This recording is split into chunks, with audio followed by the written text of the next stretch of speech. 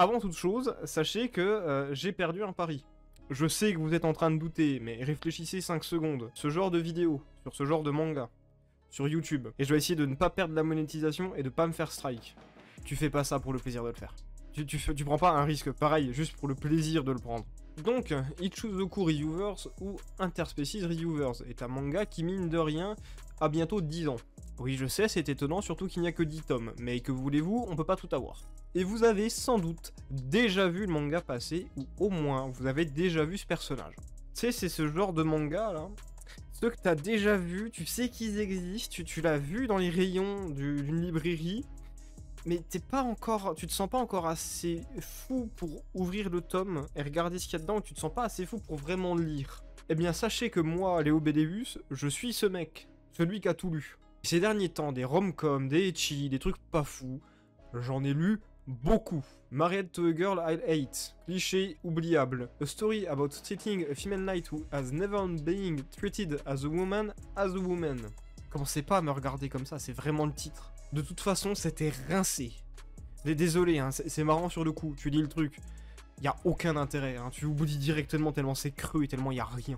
Fetchipuru, l'histoire d'un mec fétichiste des cheveux qui tombe amoureux d'une meuf fétichiste des dos, avec une deuxième partie où un mec fétichiste des cheveux tombe amoureux d'une fille fétichiste des gens de petite taille, qui donc font un trouble avec la meuf de petite taille qui est fétichiste des odeurs et qui aime l'odeur du mec fétichiste des cheveux. Est-ce que j'ai vraiment besoin d'en parler? Et je m'arrête sur ces lectures-là parce que j'ai vu d'autres trucs, hein, des trucs qui étaient clairement plus 18, dont je ne vais pas parler, parce que ces trucs-là, ça l'était pas encore. Et heureusement d'ailleurs, parce que des 100 canaux de... Je vais pas en reparler. Vous savez, vous avez vu la vidéo. Bref. Ichizoku Reviewers. Vous savez, il y a ce mème légendaire qui dit « Je suis venu pour du cuivre, j'ai trouvé de l'or ». On y est. On y est très clairement. Je m'attendais à un truc cringe à mourir, qui me donnait envie d'arrêter ma lecture et de disparaître du monde. Et au final, c'était bien. Littéralement, hein, le pari que j'ai perdu à l'origine de la vidéo, là, c'est si le manga te fait rire, tu fais une vidéo dessus. J'ai ri. Mais vraiment plus d'une fois. Maintenant, il faut se poser la fameuse question. Ichizoku Reviewers, de quoi ça parle? Vous suivez 3 aventuriers dans un monde de fantasy. Un humain qui s'appelle Stunk, ça veut dire que le mec s'appelle Puant. Voilà, c'est l'humour d'un enfant de 8 ans, mais je trouve ça marrant. Un elfe qui s'appelle Zell et un ange qui s'appelle Kimvel. Vous verrez aussi de temps en temps un elfling nommé Kanchal et un demi-humain nommé Bruce. Ce beau monde, déjà, c'est des aventuriers hors pair. Tous. Littéralement, ils peuvent se sortir des pires donjons possibles, accomplir les quêtes les plus compliquées, et ils peuvent sauver le monde. Sauf que bon, il n'y a pas besoin de sauver le monde, parce que le monde est déjà en harmonie. Donc, on s'en fiche un peu, quoi. Donc ils font juste leur mission. Et surtout, ils vont dans les quartiers des plaisirs. Et tout ce beau monde a une idée particulière. Et s'ils devenaient les guides locaux et critiques des quartiers des plaisirs? Après tout, il y a des centaines d'espèces différentes et chacune semble avoir son échoppe. Donc faut bien que quelqu'un essaie et dise ce qu'ils en pensent, et dise aussi si c'est adapté à toutes les espèces. L'histoire, elle tient sur une feuille de papier, hein, c'est pas plus long que ça comme plot. Hein. Et parfois, plus c'est simple, mieux c'est. Et bon, le manga, il a certes d'énormes défauts que je vais donner tout de suite, parce que évidemment, il y a des défauts.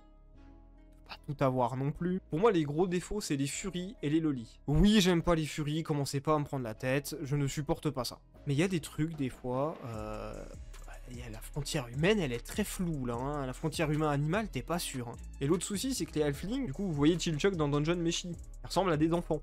Donc là, c'est pareil. Bon, rassurez-vous, c'est pas pire que sans Kanojo où on te fasse une scène bien trop longue là-dessus. Là, c'est genre vraiment juste un petit gag de temps en temps, grand max. Et bon, littéralement, là, c'est des particularités d'espèce. Hein. Prenez l'humain, par exemple. Vous ne le verrez jamais avec une halfling ou avec un personnage qui a une dégaine de loli. Hein. Vous allez très clairement le voir avec autre chose. Hein. En vrai, c'est même toujours le halfling qui reste avec les halflings. Et on voit quasiment, pour pas dire on voit absolument jamais ce que ça donne. Pour les furies, comment dire? Un des gags récurrents, c'est que l'humain comprend l'attrait qu'on peut avoir pour une fille avec des oreilles de chat, mais quand ça commence à avoir une apparence un peu trop animale, il pige pas. Il y a littéralement une scène où une fille fait le test en montrant une partie de son corps, et c'est le seul à pas réagir parce qu'il comprend juste pas le délire en fait. Et ça d'ailleurs, ça va marquer, à mes yeux, la plus grosse qualité du manga. Le ton est très léger. Bon, même tellement léger, des fois que c'est un petit peu beauf. Mais ce genre de légèreté et d'humour vis-à-vis, quand même, du travail de plus 18, quoi, hein, c'est quand même des meufs qui vendent leur corps, hein. C'est du travail de quartier des plaisirs. C'est la bienvenue. C'est super dédramatisant et humanisant pour un sujet, parce que vraiment on te montre les femmes comme des personnes à part entière, hein, c'est pas des objets. Et pour un sujet qu'on a l'habitude de voir avec une voix cliché tout droit sortie d'enquête d'action, bah ça fait du bien de voir une autre manière d'aborder la chose. Là, on est dans un monde où si on utilise un sort, ça empêche la procréation et où toutes les maladies liées à ça, bah, elles n'existent pas grâce à la magie. Et le but et ce que ça donne, bah c'est très simple, ça fait en sorte de plus se concentrer sur les personnages et leurs aventures, ce qu'ils disent et ce qu'ils ont à raconter. Le manga a un fonctionnement et un schéma narratif très simple, très clair, ça en fait presque un gag manga, mais ça marche vraiment très très bien. Le schéma narratif, il est on ne peut plus simple. Chaque chapitre, les personnages vont à une échoppe différente. Ils apprennent des choses liées à l'espèce qu'ils découvrent, ils vivent des déboires ou non avec cette espèce, et à la fin, ils donnent leur avis, partagé ou non. Et ce format, il passe super bien. Comme le groupe de base est composé de plein d'espèces différentes, chacun a ses préférences, chacun a ses manières de faire, chacun a des choses qu'il aime et des choses qu'il n'aime pas. Des fois, il y a un personnage qui donnera une bonne note à une échoppe, l'autre donnera une mauvaise note, et inversement. Et justement, faire ce genre de groupe où les personnages ont tous leurs particularités, leurs préférences et donc un développement et une personnalité propre, encore plus sur un sujet aussi délicat mais néanmoins universel et important, bah c'est très plaisant je trouve. Je prends l'exemple de l'humain parce que bah, c'est sans doute le plus parlant pour nous. Personne n'est un elfe ici. En tout cas, bah, s'il y en a un qui le dise, parce que ça serait quand même vraiment très cool d'avoir un elfe dans mes viewers, mais je doute. Le manga, c'est majoritairement du gag, mais il arrive quand même à développer les personnages et faire des trucs super intéressants. Bref, exemple de l'humain. Il y a un arc narratif où, basiquement, ils doivent faire le compte-rendu d'une échoppe qui est une échoppe de maid. Donc ils ont toutes les filles à leur service, et ben, croyez-le ou non, il l'a pas fait. Il a pas voulu le faire, il a pas vraiment voulu tester l'échoppe. Et la raison, elle est simple, c'est que, ben, à ses yeux, c'était le genre de délire que son père avait quand il était encore vivant. Et il déteste son père, et il veut pas lui ressembler. Donc, ben, il décide de ne rien faire. Et personne lui prend la tête avec ça, hein. Personne. Et je trouve que c'est un excellent point vis-à-vis du manga et du sujet qu'il traite. Le personnage n'est pas à proprement parler traumatisé, mais pour autant, c'est une expérience qu'il ne veut pas vivre, et tout le monde respecte ça. Ça montre bien les blocages qu'on peut rencontrer sur ce genre de questions. Et l'autre personnage qui représente parfaitement ça, et qui est, ben, je pense, le personnage préféré des fans, c'est Crimveil.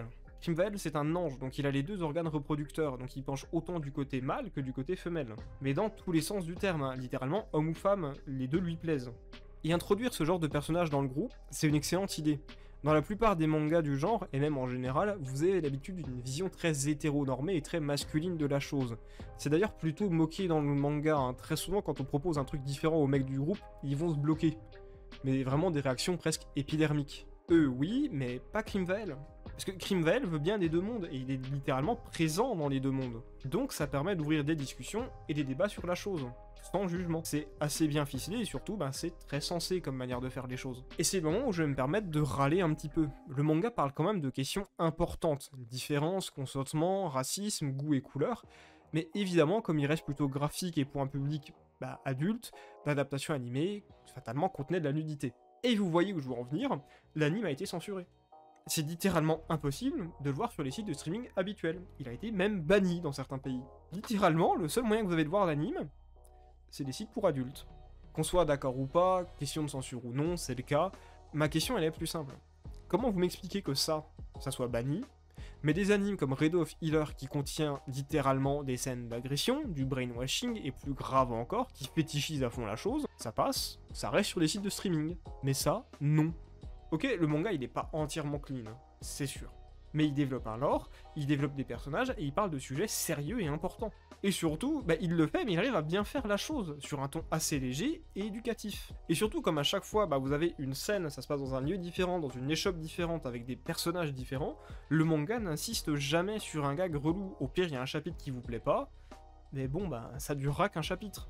Petit bonus pour la fin, je vais vous parler du chapitre qui m'a valu un fou rire. C'est vous dire mon niveau d'humour, hein. C'est pour vous convaincre, mais bon, si ça marche pas, je peux comprendre. Il y a un homme arbre qui est recherché par la police parce qu'il envoie du pollen partout. Autant le dire, c'est un vicieux. Toutes les femmes arbres et plantes se cachent. Et à la fin, t'as deux hommes arbres qui sont dans les shops, dans la taverne, qui expliquent aux personnages principaux, si du pollen touche la fleur d'une fille, ça fait un fruit.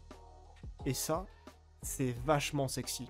Autant le dire, hein. Les deux personnages principaux, ils se regardent, ils ne comprennent pas le délire. Ils sont là en mode, ouais, mais bon, ça fait un fruit, quoi. Et tout le chapitre, c'est les hommes arbres qui essaient absolument de prouver leur point en mode, non mais si, je te jure, c'est un truc de fou. Et le gag de la fin, c'est quand ils vont dans une échoppe, il y a la gérante qui dit qu'ils peuvent envoyer leur pollen jusqu'à une autre succursale à 50 km. Ce qui accomplit leur fantasme d'arbre d'envoyer le pollen le plus loin possible. C'est ce genre d'humour. Bref, toujours est-il, le manga vaut vraiment plus la peine qu'on peut le croire de prime abord, et ça parle vraiment de sujets importants et ça en parle bien, pour un truc qui a vraiment l'air full troll et full blague. Jetez-y un coup d'œil, c'était Béléus, et je vous dis salut à tous.